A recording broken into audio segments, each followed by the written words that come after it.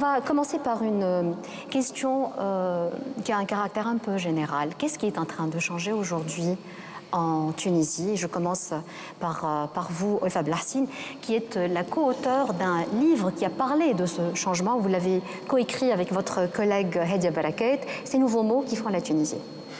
Ce qui a changé, c'est la liberté d'expression, bien sûr.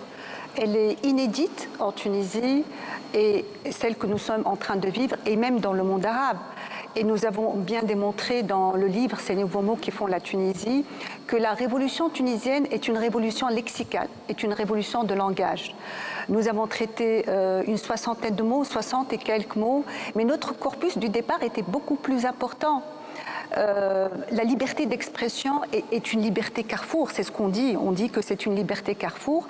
C'est de là que découle la liberté de manifester pour la société civile, la liberté de s'organiser pour la société politique, la liberté de créer pour les artistes, la liberté d'imaginer.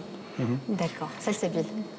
Alors, vaste question, qu'est-ce qui a changé? Surtout en ces temps d'élections. Tout à fait, tout à fait. Alors, élections législatives et élections présidentielles en deux tours. En fait, qu'est-ce qui a changé? La Tunisie vit un perpétuel changement depuis 2011. Tout a changé sur le plan institutionnel, sur le plan juridique, sur le plan sociétal.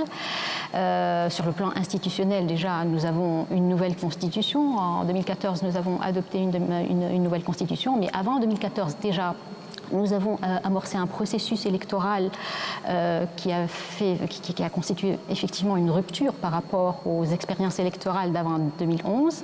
Depuis, les élections se sont enchaînées, mais se sont enchaînées dans une sorte de périodicité, c'est-à-dire de manière organisée. Nous avons eu donc l'élection de la constituante. Par la suite, à la suite de l'adoption de la Constitution, des élections, de premières élections législatives et présidentielles. Et là, aujourd'hui, nous vivons les deuxièmes élections depuis la Révolution, les deuxièmes élections législatives et présidentielles. Donc voilà.